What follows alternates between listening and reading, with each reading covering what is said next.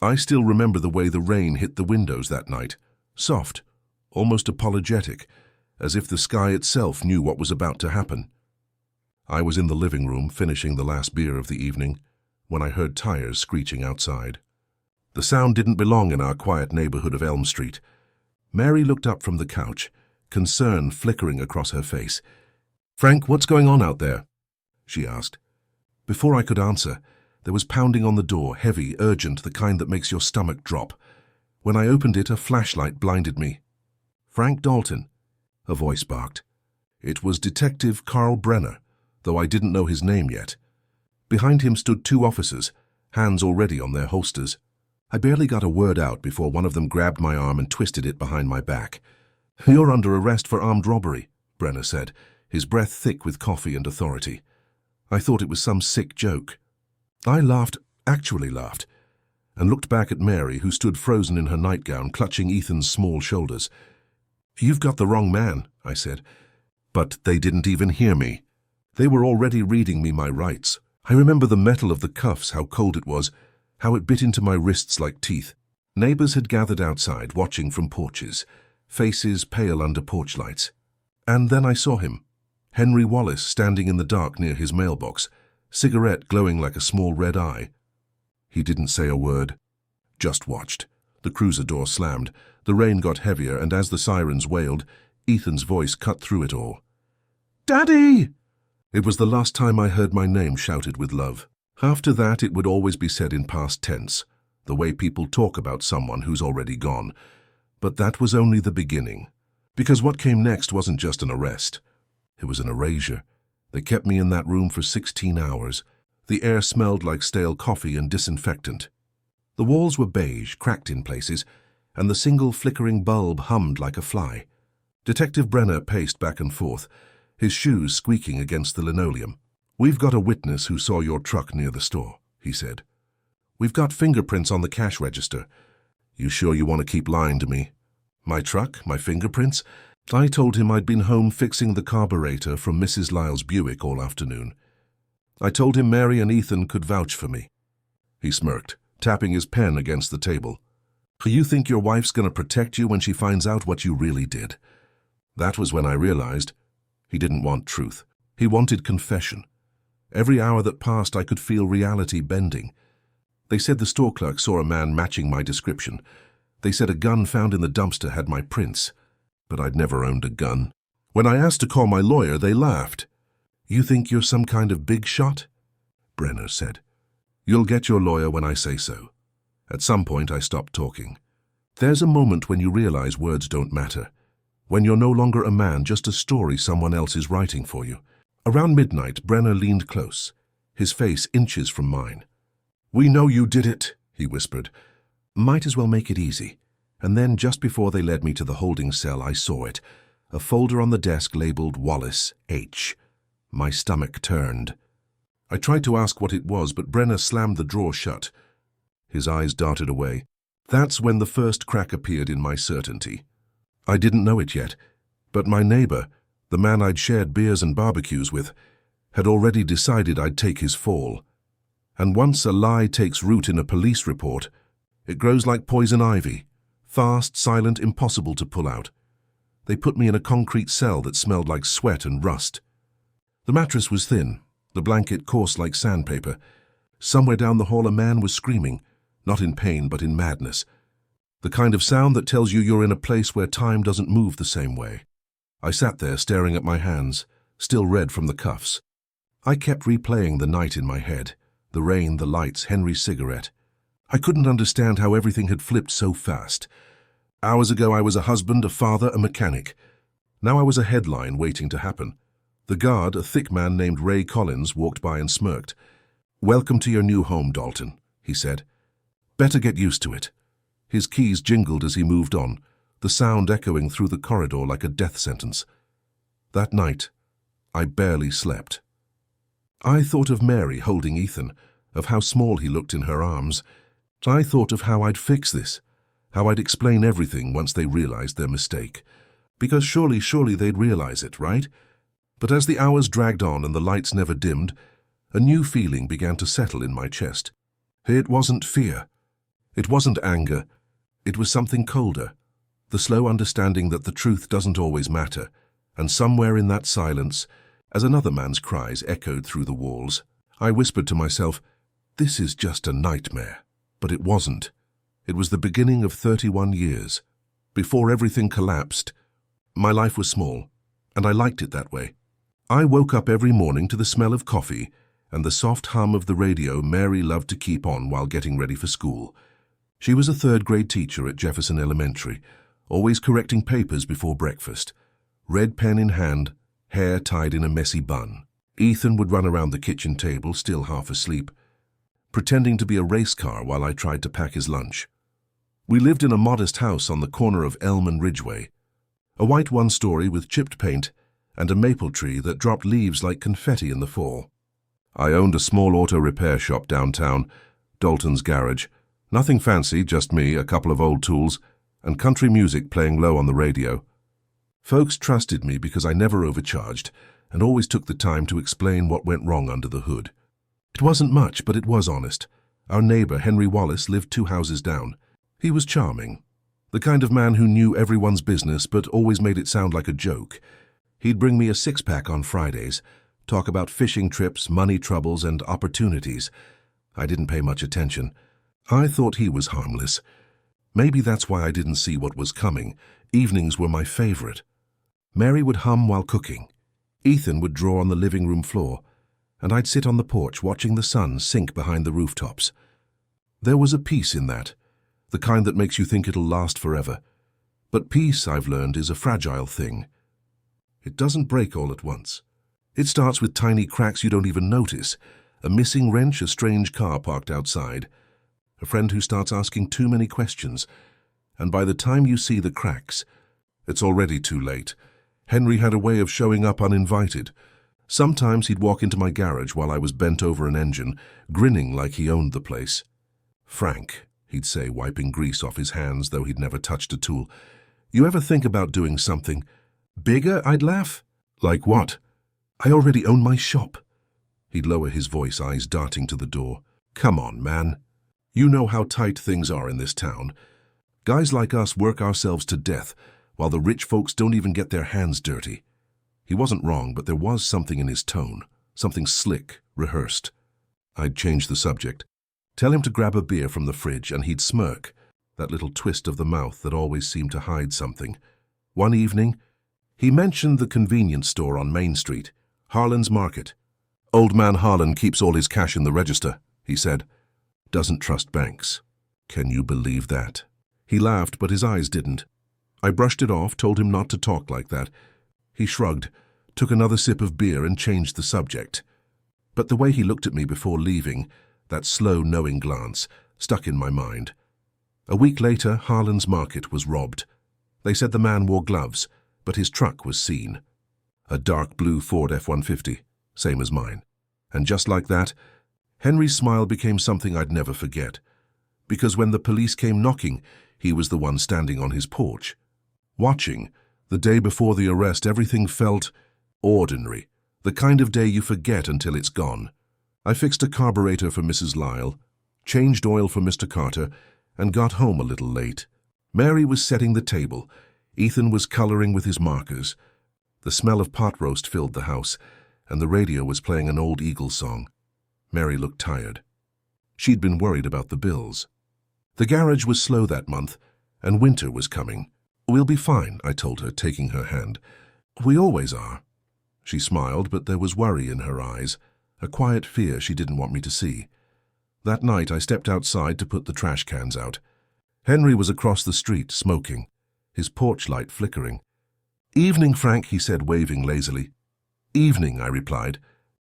He took a drag from his cigarette, then said something strange. "If anything happens around here, you didn't see me, right?" He laughed after, but his voice had an edge. I frowned, thinking it was one of his weird jokes. "Yeah, sure, Henry," I said. "Whatever you say." He smiled that thin smile again. "Good man." Then he turned and went inside, leaving his cigarette burning in the dark. If I'd known what was coming, I would have crushed that cigarette under my boot, walked over to his house, and demanded to know what he meant. But I didn't. I just went back inside, kissed Mary goodnight, and told Ethan I loved him. And by the next night, I was in handcuffs. The last normal day of my life ended without warning, like a door slamming shut that I never got to open again. The morning after the robbery, the whole town buzzed like a beehive cracked open. People whispered in the diner, in the post office, in line at the gas station. Harlan's Market had been hit late at night. The thief had tied up the clerk, taken more than $6,000 in cash, and vanished before the police arrived.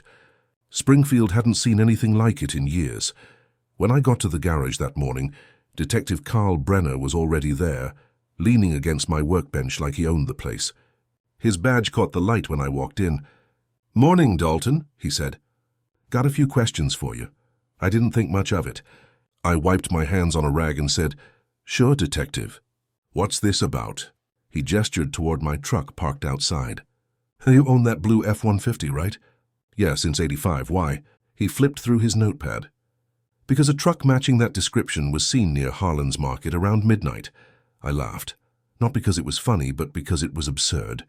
"Detective, my truck's been in my driveway all week." "You can ask my wife." Brenner's eyes narrowed. "We'll do that," he said, snapping the notebook shut. He didn't smile. He didn't even pretend to. He just walked around my shop, glancing at every surface as if the truth was hiding in a puddle of oil. When he left, I stood there for a long time, the rag still in my hand, the sound of his car fading down the street. Something inside me twisted, that quiet, creeping sense that you're being written into a story you don't belong in. And that night, I saw Henry Wallace again, sitting on his porch, smoking, watching. When our eyes met, he lifted his beer slightly like a silent toast. I should have known right then, but I didn't. I still believed the truth could protect me. A few days later, 2 officers came by with a warrant. They searched my truck, my shop, even the shed behind the house. Mary stood on the porch holding Ethan's hand, her face pale. "Frank, what's going on?" she whispered. I didn't have an answer. They opened boxes, checked tool drawers, lifted floor mats. I heard one of them call out, "Found something!" He held up a small handgun, a .38 revolver wrapped in a rag, tucked under the back seat of my truck. I froze. "That's not mine," I said immediately. "I don't even own a gun." Brenner appeared again, hands in his pockets. "Then how'd it get there?" I shook my head, speechless. Mary covered her mouth. Ethan started crying. They took photos, tagged the gun, and loaded it into an evidence bag. Brenner looked almost satisfied. "You know, Dalton," he said, "you might want to start thinking about telling the truth before things get worse." The next day, the headline hit the local paper, "Mechanic suspected in armed robbery." I sat in my kitchen staring at the ink, my hands shaking. Neighbors passed by, slower than usual. The phone rang and no one spoke when we answered. Mary tried to hold herself together, but her voice cracked every time she said my name. By nightfall, I knew. The truth didn't matter anymore. Once your name's in print, it belongs to them. And the man who should have been in those pages, Henry Wallace, was sitting at home, probably laughing to himself, watching the world bury me one rumor at a time. The following week, I was called in for questioning again. This time they had evidence. A witness who claimed to have seen me near the store, fingerprints that matched, and now a gun found in my truck. It didn't matter that I had an alibi. It didn't matter that I'd never owned that weapon. The story had already been decided. They showed me photos, the clerk tied up, the cash register empty, footprints in the mud. "This is your work, Dalton," Brenner said. His tone wasn't accusatory anymore. It was final. Like a man closing a door. I told him about Henry, how he'd mentioned the store, how he'd joked about it days before the robbery. Brenner barely looked up from his papers. "Your neighbor?" he asked. "We already talked to him. He says he was home watching TV with his wife. That was it. One line from Henry, one lie, and the world believed him. When I left the station, the sky was grey and heavy. Mary was waiting in the car, clutching her purse. Her eyes were swollen from crying. "Frank," she said, "tell me they're wrong." "I did," I whispered. "But it doesn't matter, because deep down I already knew. The truth had stopped being enough. And from that day forward, every word out of my mouth would sound like a man trying to climb out of quicksand. That was the day I stopped being Frank Dalton, a mechanic and husband. That was the day I became Frank Dalton, The accused. The courthouse smelled like old wood and sweat. The ceiling fans turned lazily, pushing around the heat but never cooling the room. When they brought me in, shackles clinking with each step, I felt every pair of eyes turn toward me. Neighbors, co-workers, even people I'd fixed cars for. Their faces blurred into one expression: judgment. Mary sat on the front bench, pale as chalk, holding Ethan's hand. He wouldn't look at me. He just stared at the floor, his legs swinging nervously. Across the aisle, Henry Wallace sat in his suit, arm around his wife Carol, nodding sadly when people whispered. The picture of sympathy. The picture of betrayal. Prosecutor Linda Cooper stood behind her table, polished and confident. The evidence, she said in her opening statement, will show that the defendant, Frank Dalton, planned and executed an armed robbery for financial gain. Her voice was smooth, sharp, rehearsed. Each word landed like a hammer. My lawyer, Paul Rivers, looked young enough to still be paying off college loans. He stammered, shuffled papers, and told the jury, "My client is innocent. He's a hard-working man. This is a misunderstanding. A misunderstanding, that's what my life had become. 2 words that meant nothing." Brenner took the stand first. His voice was steady, cold. "We found the weapon in his vehicle," he said. "We found fingerprints matching the defendant's on the counter at Harlan's Market." He paused for effect, like an actor who knows his lines. Paul objected. Tried to question the reliability of the prints, but Cooper smiled and waved it away. "Ladies and gentlemen of the jury," she said, "coincidences like these don't happen." I looked at Mary. She mouthed the words, "I love you," but her eyes were full of fear, and in that moment I knew the truth wasn't on trial. I was. The next witness was the store clerk, Tommy Jacobs. He looked nervous, his hands trembling as he swore on the Bible. I didn't see his face clearly, he said, but he was about this tall, wore a dark jacket and sounded like him. He pointed at me. The courtroom went silent. I wanted to shout, to stand up and scream that it wasn't me, that Henry's voice was rougher, his jacket darker, his truck the same damn color. But Paul squeezed my arm. "Don't," he whispered. "You'll make it worse." Then came the forensics expert, a man with silver glasses and a tone that could freeze a river. The fingerprints recovered from the register matched the defendant's with 98% certainty, he said. The jurors nodded slowly, the sound of pens scratching across paper. No one mentioned that I'd fixed that cash register 2 weeks before the robbery, that my prints had been there long before any crime. No one wanted to. Truth didn't sell as well as guilt. When Henry was called as a character witness, he walked to the stand like a man performing for God. "Frank's a good guy," he said softly. "I never thought he'd do something like this, but times are hard. That but split my world in half." I stared at him as he avoided my eyes. He had the nerve to cry, to actually wipe away fake tears as if he'd lost something too. The jury watched him, felt his pain, believed every word. When he stepped down, he glanced at me, and under his breath I saw his lips form the word, "Sorry, Frank, sorry." The word burned worse than the sentence I hadn't yet received. The trial lasted 8 days, but it felt like 8 years. Every night I was taken back to my cell at the county jail, where the silence was heavier than the chains on my wrists. I dreamed of Mary's voice, of Ethan's drawings on the fridge, of engines humming in my garage, and every morning I woke up to the echo of the gavel. When Judge Harold Whitmore walked in for sentencing, the room froze. He was an old man, the kind who looked carved out of oak. "Members of the jury," he said, "have you reached a verdict?" The foreman stood. "We have, Your Honor. We find the defendant, Frank Dalton, guilty of armed robbery and aggravated assault." My legs went weak. Mary let out a small cry, muffled by her hands. Ethan hid his face in her shoulder. The judge cleared his throat. "Mr. Dalton, you are hereby sentenced to 35 years in state prison." Everything went quiet. The kind of silence that eats sound. I turned toward Henry. He wasn't looking at me anymore. His eyes were fixed on the floor, his jaw tight. For a second I thought I saw guilt flicker there, but maybe it was just the reflection of the courtroom lights. As they led me away, chains rattling, I looked back one last time. Mary's eyes met mine, wide and wet. "We'll fix this," she mouthed. But her voice didn't reach me, because in that moment I knew, once the gavel falls, no one hears the truth anymore. And with that single sound, my life ended. Not with blood, not with violence, but with applause from strangers who thought they'd seen justice. They took my belt, my shoelaces, my name.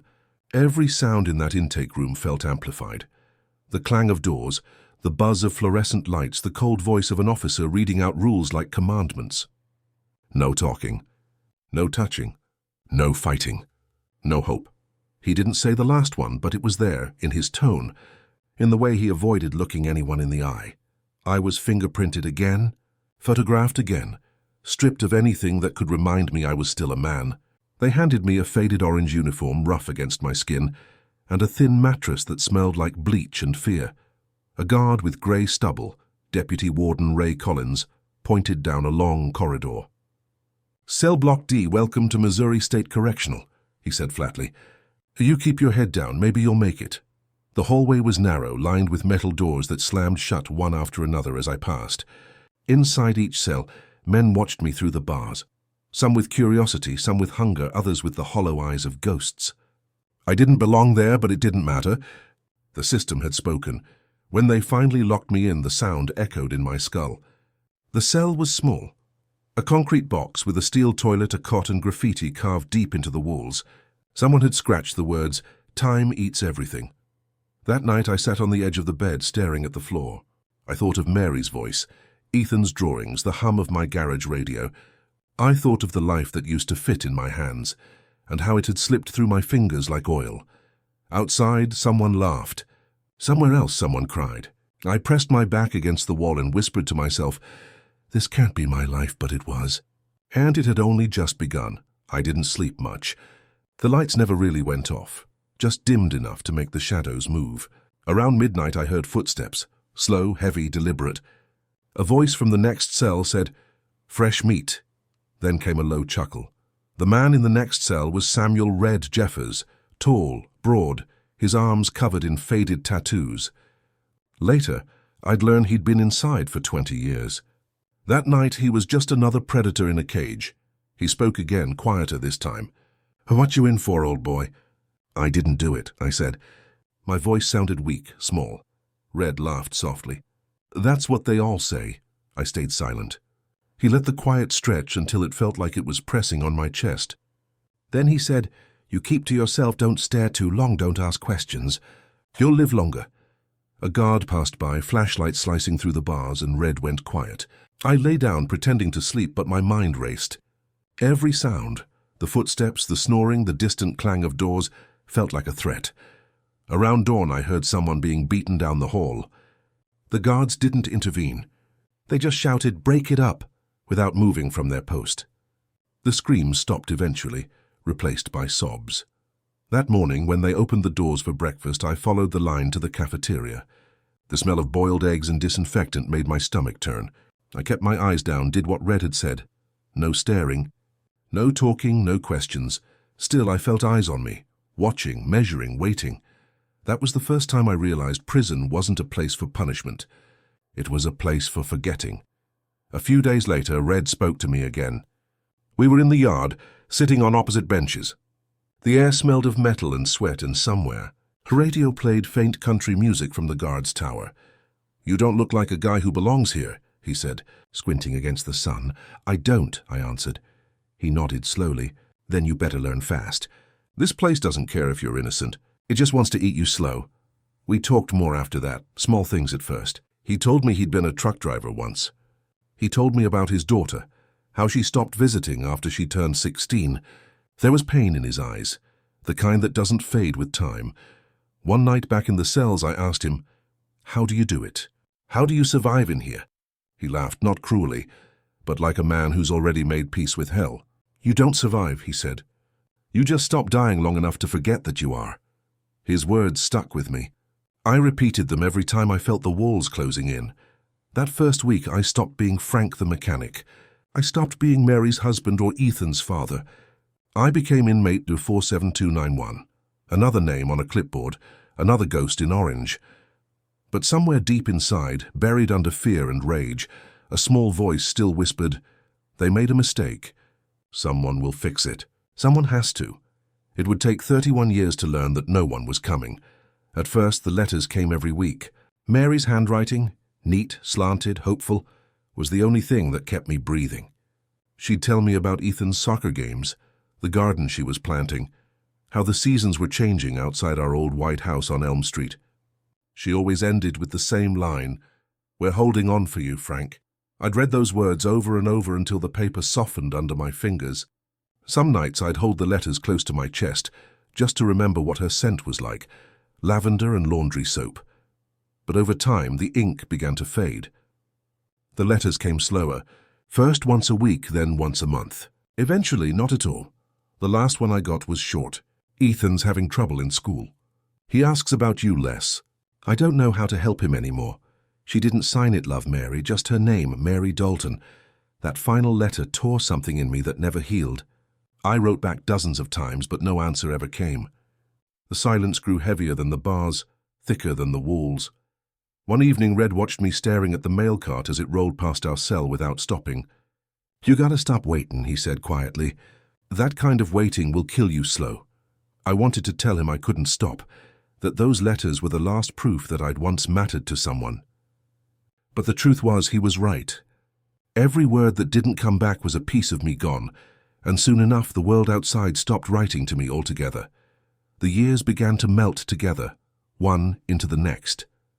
Days lost their names. Time in prison wasn't measured by calendars, it was measured by routines. The sound of the morning count, the scrape of trays in the cafeteria, the clang of the yard gate opening. I learned the rhythm of survival. Never stand too close to anyone. Never ask questions. Never let the guards see you angry. Keep your back to the wall, keep your eyes down, keep your soul somewhere they can't reach it. Red and I worked in the laundry. The heat was suffocating. The steam stung our eyes and the smell of bleach never left our hands. But in that endless noise there was a strange comfort. Machines didn't judge.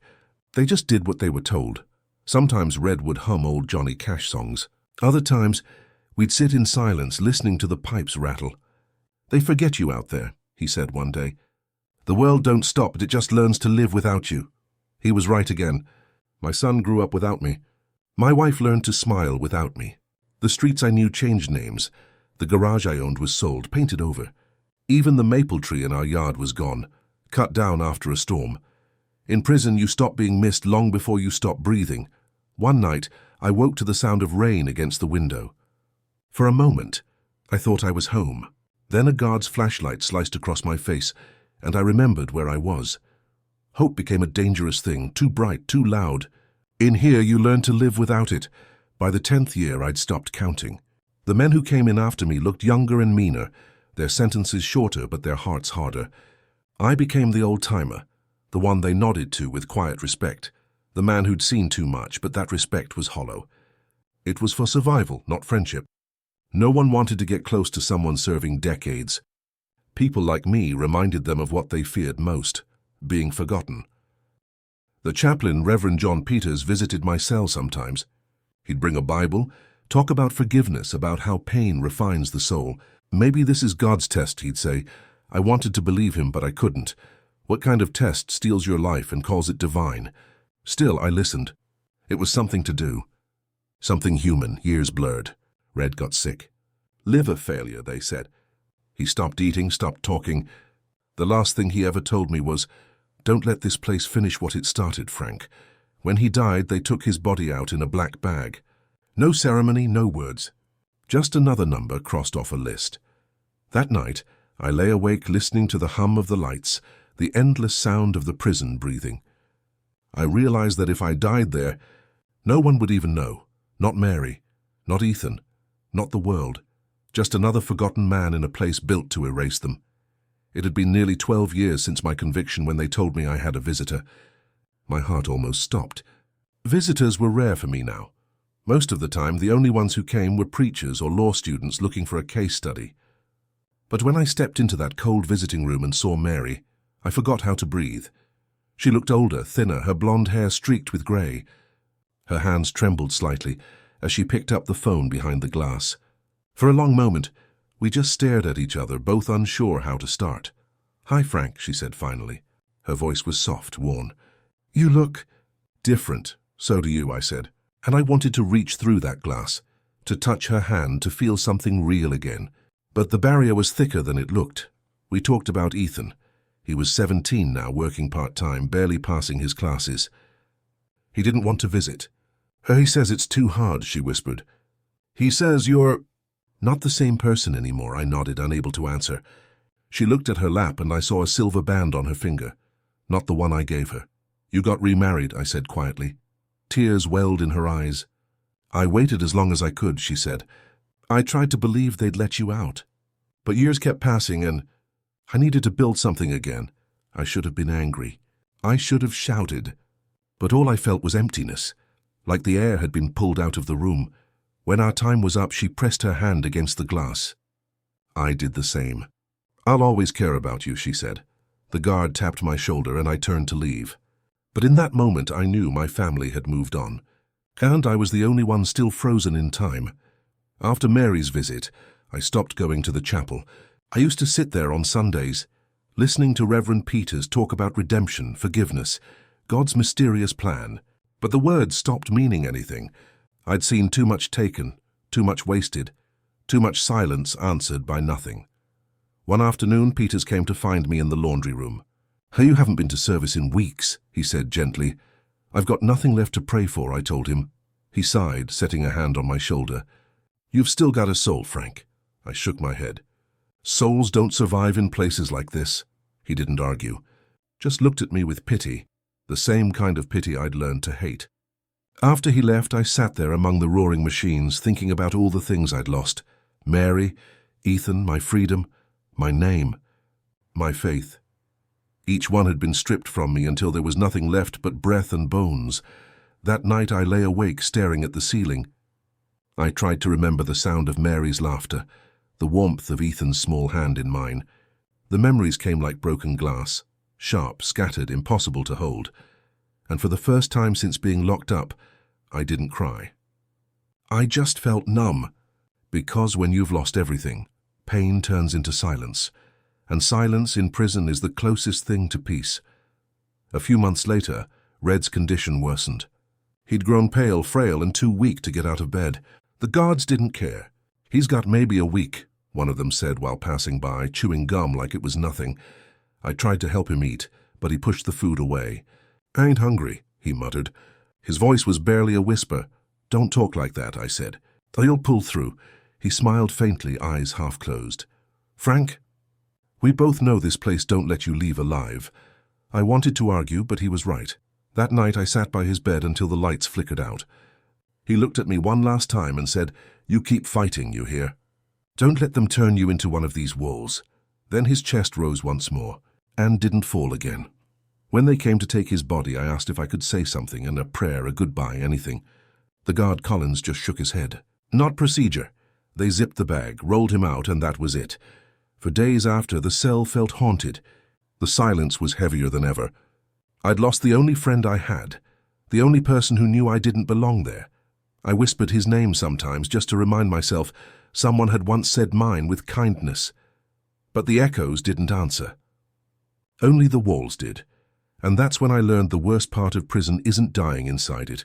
It's surviving after everyone else has gone. By my 20th year inside, the world outside had become something I no longer recognized. The guards talked about things I'd never heard of. Smartphones, with streaming, with social media.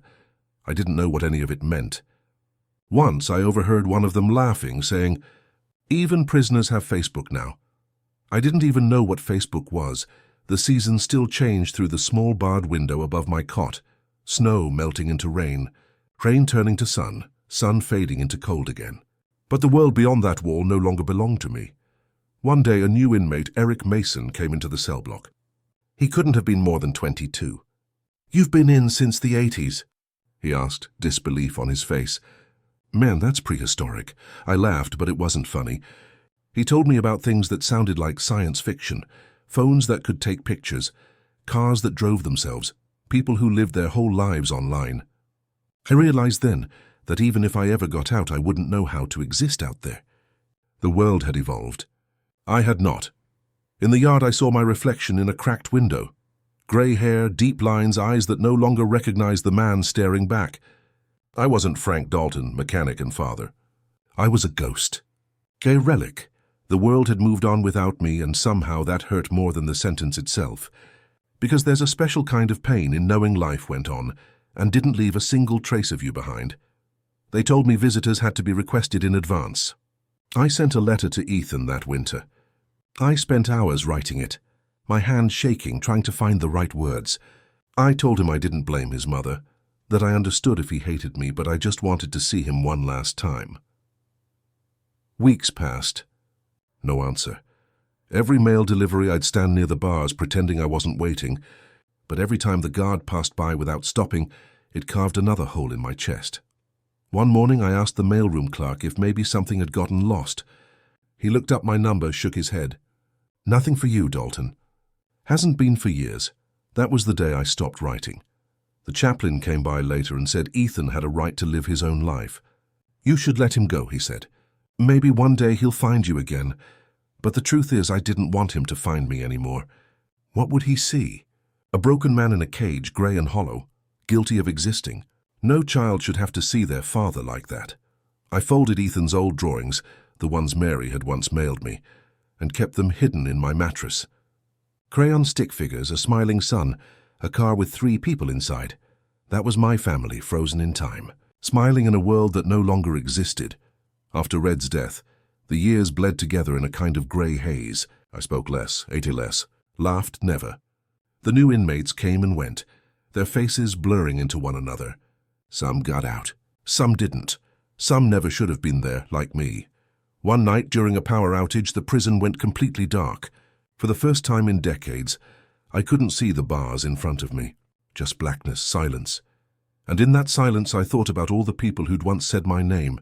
Mary, Ethan, Red, even Henry Wallace. Each voice flickered in my mind like dying light bulbs. One by one they went out. Sometimes I wondered if they even remembered me anymore. Maybe to them I was already dead. Maybe that was easier. There's something strange about disappearing while you're still alive. You start to understand ghosts, not as spirits, but as memories no one keeps. That winter I turned 51. No cake, no candles, no song. Just another meal tray slid under the door. And as I stared at the wall, I realized that the worst punishment wasn't prison itself. It was being forgotten by the world, until even you start to forget who you were, and I did. Slowly, quietly, completely. It was the winter of my 30th year behind bars when something happened that didn't fit the rhythm of prison life. A letter arrived for me. I almost didn't believe it when the guard called my number. Dalton Mail. The envelope was crisp, new, too clean for this place. It bore the seal of a newspaper, the Springfield Herald. Inside was a short note typed neatly on white paper. "Mr. Dalton, I've been reviewing cold cases in Missouri for an upcoming series. Your conviction from 1989 caught my attention. I'd like to speak with you about your trial and the evidence presented.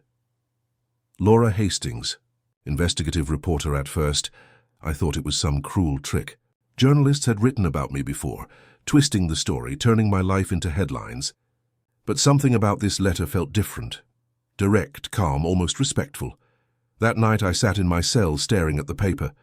My hands trembled as I read it again and again.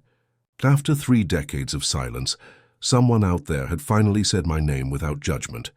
When I showed it to Reverend Peters, his eyes lit up.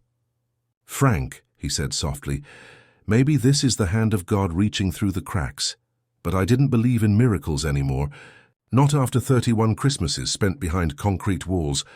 Still a spark, faint and flickering, lit somewhere deep inside me." I wrote back the same night.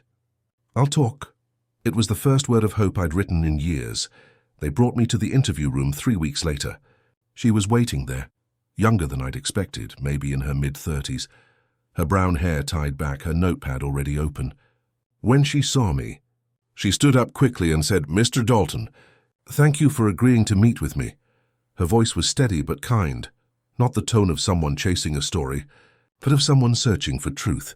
We talked for hours. She asked about the night of my arrest, about the gun they found in my truck, about Detective Brenner, Prosecutor Cooper, and the witness who'd claimed to recognize my voice.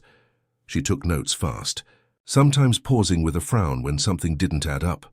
"You said your neighbor's name was Henry Wallace?" She asked. "Yes.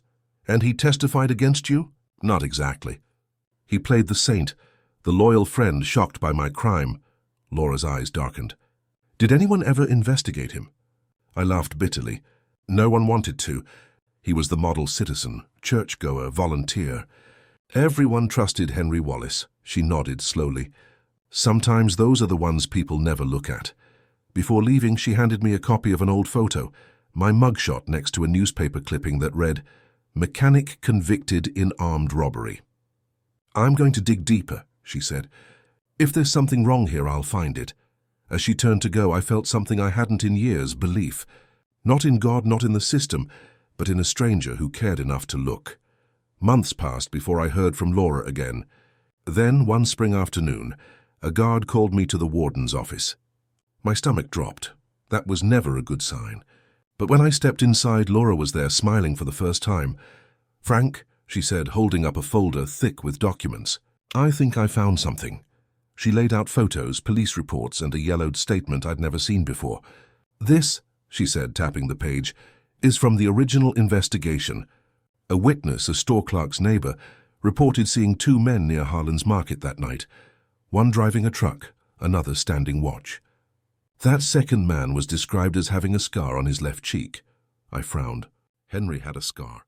"From a fishing trip years before," Laura nodded. "Exactly. But the report was buried, left out of your trial completely." I felt dizzy. "You're telling me they had this? And no one said anything?" She met my eyes. "Yes, Frank, they did. Someone didn't want this seen." For the first time in 3 decades, my heartbeat felt real again. So I wasn't just an inmate anymore. I was a man with proof. Laura promised she'd take it to the Innocence Project, that she'd make noise, that this wasn't over. As she left, I whispered after her, "Be careful." Because deep down I knew, when you dig up the truth, you never know what else you'll awaken. But for the first time in 31 years, the dark didn't feel endless anymore. It was early autumn when the guard called my name again. "Dalton, you've got a visitor, civilian." My pulse kicked hard. Only one person came to mind. Laura Hastings. When I walked into the room, she was there, her notepad clutched to her chest, her eyes burning with that same relentless energy. But this time she wasn't alone. Sitting beside her was an elderly woman with trembling hands and tired eyes. "Frank," Laura said gently, "this is Carol Wallace, Henry's widow." The name hit me like a hammer. For a second I thought it was some cruel setup. Carol couldn't meet my eyes. Her fingers twisted the hem of her coat as she whispered, I've carried this too long." The room went still. I could hear my own heartbeat echoing off the walls. Laura nodded to her encouragingly. Carol took a shaky breath. "Henry told me what he did. The night of the robbery. It was him and another man, not you. He came home that night covered in sweat, shaking. I asked what happened, and he said, 'Frank's got a good face for this kind of blame.' My body went cold. He hid the money in our basement for a week before burning it," she continued, tears rolling down her cheeks. "He told me if I ever said anything, he'd ruin me, that everyone would believe him over you. And I was scared. I was so scared." Laura reached over, touched her hand. "Mrs. Wallace, you're doing the right thing." Carol looked up at me then, her voice barely audible. "He died 2 years ago. I thought I could live with it, but I can't. You deserve to be free, Mr. Dalton." I wanted to speak, to shout, to ask why now, but all that came out was silence. Because after 31 years I was finally hearing the truth, and it was heavier than the lie that had kept me here. Laura leaned forward. "There's more, Frank. Carol gave me something." She opened her folder and pulled out a small plastic evidence bag. Inside was a tarnished silver key. This was found in Henry's old toolbox after his death. It matches the back door of Harlan's Market. The lock was replaced a week after the robbery. Carol nodded, still crying. He kept it hidden under the workbench. I couldn't bring myself to throw it away. When Laura came to ask questions, I knew it was time. I stared at the key, at that small piece of metal that could have saved my life 3 decades ago. All those years wasted, because no one looked one drawer deeper. Laura said she'd already submitted the new evidence to the district attorney's office. "They're reopening the case, Frank. It's official." Those words hit harder than any gavel ever had. I gripped the table, unable to breathe. After 31 years of being buried alive, someone had finally started to dig. Carol wiped her eyes. "I'm sorry. I can't change what happened. But maybe I can help make it right before I go. I wanted to hate her. God, I wanted to. But looking at her, frail, trembling, haunted by decades of guilt, all I could feel was the weight of time. "Thank you," I managed to whisper. My voice cracked. "You did what no one else had the courage to." She nodded once, then broke down completely. As the guards came to escort me out, I turned back to Laura. She met my eyes and said softly, "This is just the beginning." For the first time in 31 years, the word freedom didn't sound like a fantasy. It sounded possible. That night, back in my cell, I didn't sleep. I just lay there staring at the ceiling, listening to the hum of the lights, the same sound I'd heard for half my life. But something was different. The air felt lighter, the darkness less complete. Red's voice came back to me. "Don't let this place finish what it started." I whispered into the quiet. "I didn't, Red, not yet." In my mind, I replayed Carol's trembling confession, the key glinting in the bag, Laura's determined eyes. For the first time in decades, I let myself imagine it, walking outside these walls, feeling sunlight that wasn't filtered through bars. I didn't know if it would really happen. I didn't dare believe too much. But for the first time, hope didn't feel like poison. When morning came, I stood at the bars, watching the grey light seep in. I touched the cold metal and whispered, "I'm coming home. Mary, Ethan." And though they couldn't hear me, it felt like the world, after so long, might finally be listening. After 31 years of silence, the truth had spoken, and I was ready to be heard. It began with a stack of papers, thick, official-looking, stamped in blue ink. The petition for post-conviction relief. Laura brought it to me herself, a spark of triumph in her eyes. "We filed it this morning," she said. "The district attorney's office has to respond." I took the papers in my hands, the words blurring for a moment. 31 years of waiting, and suddenly my life was reduced to legal paragraphs and numbered sections. I traced the line that said, "Petitioner asserts wrongful conviction based on newly discovered evidence." That phrase, wrongful conviction, it didn't feel real. I'd said it for decades, but this was the first time it was printed in ink that mattered. Laura kept talking, her excitement breaking through her usual composure. "We've got Carol's statement, the key, the missing report, and even a retired detective, one of Brenner's old partners, who says he remembers questions about Wallace that were never followed up." I nodded slowly. "You think they'll actually listen this time?" Her smile faltered just slightly. "They have to, Frank." But I'd lived too long under the shadow of "they have to believe in it blindly. I'd heard it before, from lawyers, from pastors, from politicians who shook my hand and forgot my name. Still, holding that petition, I felt something I hadn't dared to in years: momentum. For the first time, the world wasn't pushing me backward. It was moving, just slightly, in my direction. Before she left, Laura said, "Get ready. This won't be easy. They'll fight it." I looked at the papers again and said quietly, "I've been fighting all my life." When I was brought back into the courthouse, my legs almost gave out. The same smell of old wood and disinfectant, the same echo of footsteps, the same walls where I'd been sentenced to die in slow motion. But this time I wasn't alone. Laura sat beside me, confident, steady. Behind us, a few reporters filled the benches, whispering. One of them I recognized from years ago, the one who'd written "Mechanic Turned Criminal." Now she looked at me like she didn't know which version of that man I was. The prosecutor was new, younger, sharp suit, careful smile. "The state maintains that while the new evidence is compelling," he said, "it does not conclusively prove Mr. Dalton's innocence." Laura stood. "Your Honor, the confession of the real perpetrator's widow, physical evidence tying Henry Wallace to the scene, and a police report that was deliberately omitted. If that's not reasonable doubt, then what is justice anymore?" Her voice didn't shake, mine did. I sat there, hands trembling, while lawyers argued over decades of my life like it was paperwork. Judge Evelyn Marks presided this time, calm, piercing, mid-60s, with silver hair pulled tight. She listened, expression unreadable. When Laura finished, the judge looked at me. "Mr. Dalton, do you wish to address the court?" I stood slowly. My voice cracked at first. I lost everything in this room, my family, my name, my time. I can't get that back. But if there's still such a thing as truth in this building, I just want it to be heard before I die. The courtroom went silent. Even the guards stopped moving. Judge Marks nodded once. "This court will take the matter under advisement." And just like that, after 31 years, my fate was once again sealed inside another waiting period.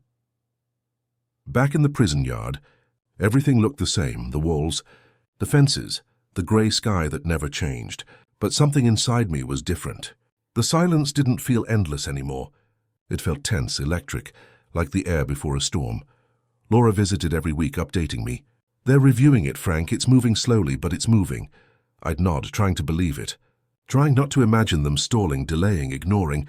Then, one morning, Deputy Warden Collins came to my cell. His expression was unreadable.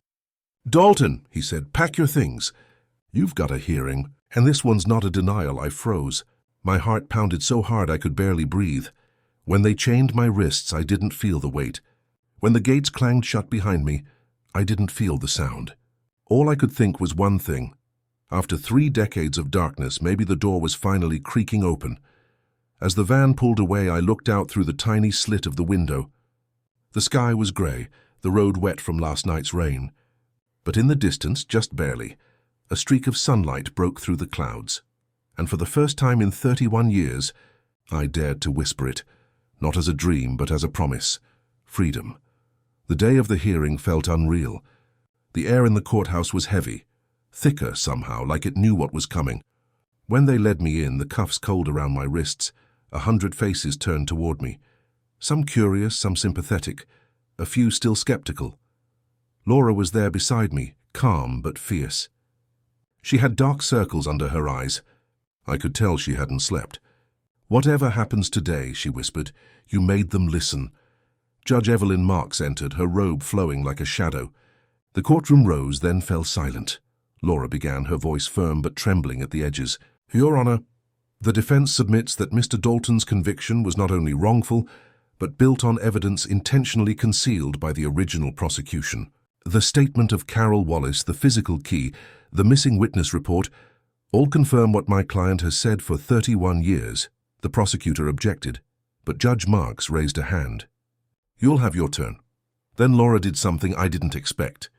She called Carol Wallace to the stand. The room shifted. People leaned forward. Carol, frail but steady, swore on the Bible and began to speak. "My husband told me he robbed Harlan's Market. He said Frank Dalton would take the blame. He laughed about it." Her voice broke. A murmur rippled through the courtroom. The prosecutor tried to discredit her. "She's grieving." Confused, unreliable, but every word she spoke carried 30 years of truth. Then Laura called the retired detective, James Lively, who testified that he'd seen the missing report about a man with a scar, but had been told by his superior, Detective Brenner, to drop it. When Laura finally rested her case, I saw the judge's expression change, just slightly, and in that small, almost imperceptible shift, I felt something I hadn't allowed myself to feel in decades. Hope.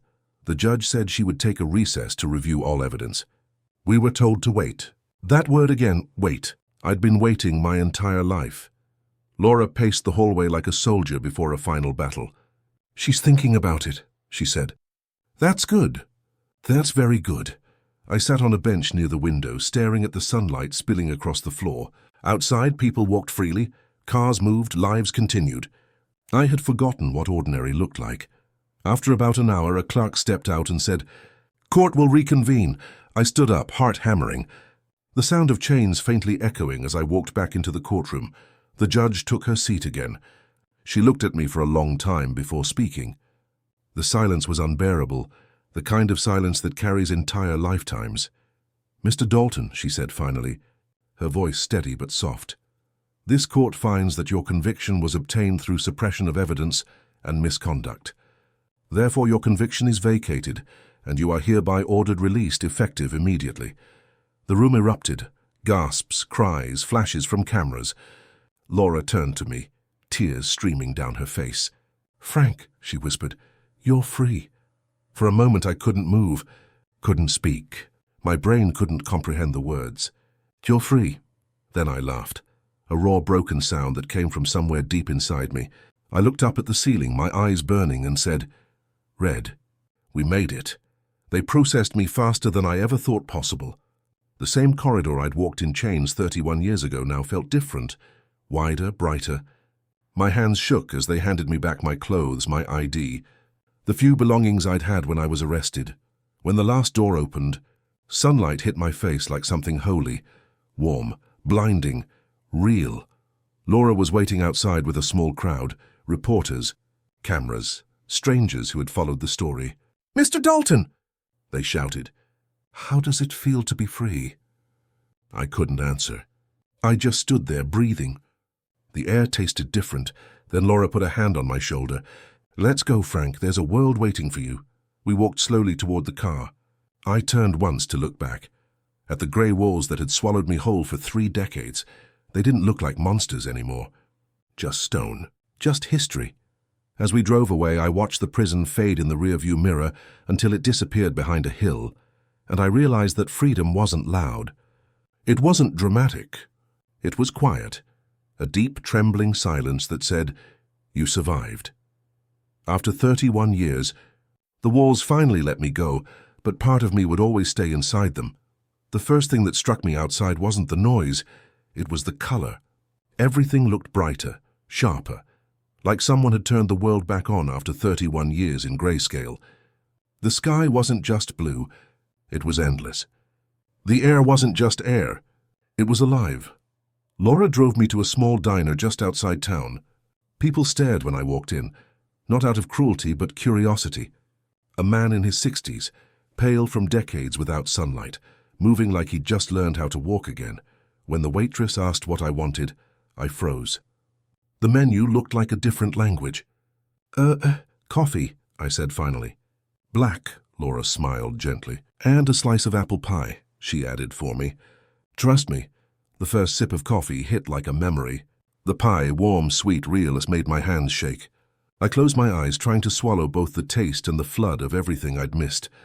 Laura watched me quietly. "You'll need time," she said. "The world's changed a lot." I laughed softly. "So have I." When we left the diner, I saw cars without keys, people staring at phones, advertisements on screens instead of paper. The world had raced forward and I'd been left behind, but every step I took was mine again. Every breath belonged to me, and for the first time since 1989, I wasn't inmate number 47291. I was Frank Dalton. A few days later, Laura drove me to the neighborhood where I used to live, Elm Street. I hadn't said I wanted to go, but she knew. The car stopped in front of a familiar white house with blue shutters. My house, but it wasn't mine anymore. A woman I didn't know was watering flowers in the front yard. There was a child's bicycle on the porch, a dog barking behind the fence. Life had gone on without me as it should have. But standing there, I felt the years crash into me like waves. I didn't go up to the door. I just stood on the sidewalk staring. Laura stayed silent beside me. She knew better than to speak. I could almost see Mary through the window, her hair falling over her shoulder, humming to herself while making breakfast. I could almost hear Ethan's laugh from the yard, but they were ghosts now, not dead, just gone beyond reach. Laura finally said, "You should see them, Frank. They deserve to know." I shook my head. "No, they built a life. I don't belong in it anymore." She didn't argue. She didn't have to. Some things were better left untouched, not out of anger but mercy. As we drove away, I looked back one last time. A little boy ran out to chase his dog, maybe 8 or 9 years old. So I smiled. The world keeps turning, I thought, even when you're not in it. The state gave me a small stipend, barely enough for a week in a cheap roadside motel. The room smelled of bleach and loneliness, but it was mine. I didn't need a key to get out. That alone made it sacred. I spent the first night sitting by the window, watching headlights pass. Each car represented a life in motion, something I hadn't had for so long. Laura called to check on me. "There are re-entry programs," she said. "Job training, counseling, support." I thanked her. But what I didn't say was that freedom came with its own kind of prison, a world too fast, too loud, too strange. I walked to a convenience store the next morning and stopped cold when I saw the cashier scan a phone to pay. "How'd you do that?" I asked. He laughed, thinking I was joking. Later, I sat outside the motel watching the sunset. I realized no one on the street knew who I was. Not a prisoner, not a headline, not a name on a case file. Just another old man sitting alone, And for the first time I wasn't angry, just empty, because freedom isn't the opposite of prison. It's what's left after the bars disappear, the quiet, the uncertainty, the ache of too much space. The world had moved on without me. Now I had to learn how to live in it. Freedom sounds like something pure, almost holy, but no one tells you what it costs. The first weeks outside were a blur of noise, forms, questions, parole officers, social workers, reporters wanting one last comment.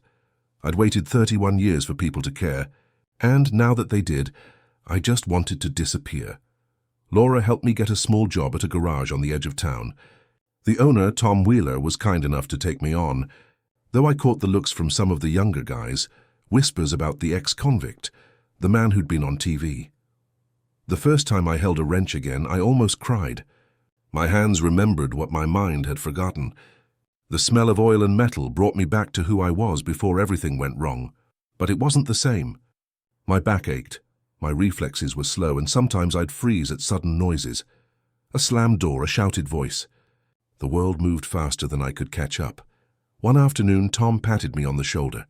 "So you're doing fine, Frank. Give it time." I nodded. But time was all I'd ever had, and now it felt shorter than ever. That night, alone in the motel, I counted the scars freedom had left. The years gone, the faces lost. The fear that still woke me in the dark. Freedom, I realized, wasn't about walking out of prison. It was about learning how to live with the ghosts that came out with you. It was late one evening when someone knocked on my door. I froze. The sound dragged old instincts to the surface. I opened it slowly, and for a moment my breath caught. It was Ethan, older now, 30-something, tall, broad-shouldered, his mother's eyes. For a second, neither of us spoke. "Dad," he said finally. That one word broke something inside me. I hadn't heard it in over 3 decades. He stepped inside, hands trembling. "Mom told me where to find you. I didn't know if you'd even want to see me." I wanted to say I never stopped wanting to, but the words stuck in my throat. He sat down, looking around the small motel room. "You really stayed here?" "For now," I said. "It's quiet." He nodded, then pulled something from his pocket and an old photograph. Mary, Ethan, and me, standing in front of our house. He handed it to me. "I kept this." I don't know why. I stared at it until my vision blurred. "You were 8, I whispered. He smiled faintly. "You remember." We talked for hours, haltingly at first, then with the slow rhythm of 2 men trying to rebuild something that time almost destroyed. He told me about his job, his life, his kids. When I told him I didn't expect forgiveness, he shook his head. "You don't need it." "You were the one wronged." Before he left, he hugged me, awkward, stiff, but real. And when the door closed, I stood there for a long time, holding that photograph. For the first time, I didn't feel forgotten. That night I couldn't sleep. I walked to a small park nearby, the air cold, the sky clear. I sat on a bench under the yellow light of a street lamp and spoke softly to the ghosts that had followed me out. "To you, Red," I said, staring at the stars. "I made it, old friend. To you, Mary, thank you for surviving in your own way. And finally, Henry Wallace, I hope wherever you are you understand what you did. I hope you see what it cost." The wind rustled the trees, carrying no answers, just the sound of the night breathing around me. I realized then that forgiveness wasn't something others could give me. It was something I had to give myself. When I stood to leave, the horizon was turning grey. The first light of morning brushed across the town. Quiet, ordinary, alive. I whispered, "Thank you," to no one and everyone at once. Because freedom wasn't the end of my story. It was the beginning of learning how to live again. After 31 years in a cell, I was finally free, and terrified of what that meant. It's been 3 years since the day the prison doors opened. I'm 64 now. Some mornings I wake up and for a split second, I forget where I am. I still expect to hear the buzz of the cell doors, the echo of boots in the hallway. But then sunlight hits the curtains, and I remember I'm free. Freedom, though, is quiet. It doesn't shout, it doesn't comfort. It just sits with you, a silent companion that reminds you what you've lost. I live alone in a small apartment above the garage where I still work part-time. Tom keeps me around even when I'm slow, even when my hands shake. "You've earned peace, Frank," he says. I smile, but peace feels like a language I never learned to speak. Sometimes I stand in front of the bathroom mirror and stare at the man staring back. Deep lines, grey eyes, hands that once built engines, now trembling from years of cold floors and clenched fists. "Who are you now?" I ask him. He never answers. I still dream of Red, sitting at the laundry tables humming Johnny Cash. In the dream, he always turns to me and says, "Told you you'd make it out." "Brother?" Then I wake up with tears on my face, whispering, "Yeah, but at what cost? Because time doesn't give back what it takes.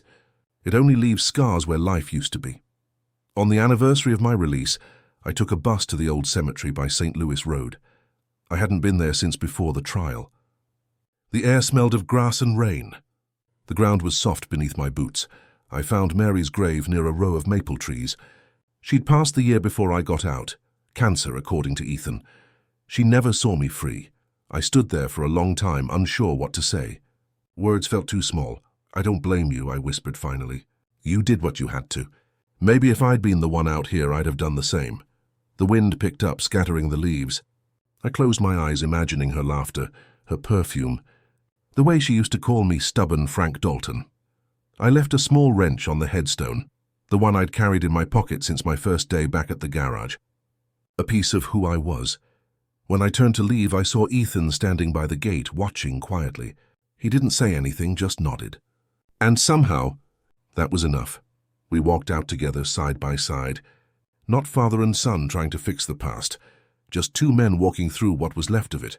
At night, I sit by the window of my apartment and write letters. Not to anyone in particular. To the system, to the past, to the younger version of myself who still believed in fairness. I never send them. I just write to remember. Laura visits sometimes. She tells me people still talk about the case in universities, about justice delayed, about how one man's story changed others. "You gave people hope," she says. I nod, but inside I think, hope shouldn't need this much pain to exist. Sometimes she asks if I'd ever tell my story publicly. "Maybe a book," she says. "People need to hear your voice." I tell her I'll think about it. But the truth is, I've already said everything that needed saying. With my silence, with the years I endured, with the way I still breathe when I shouldn't have. The past doesn't vanish. It lingers, not as anger but as a hum under your skin, a reminder that survival isn't triumph.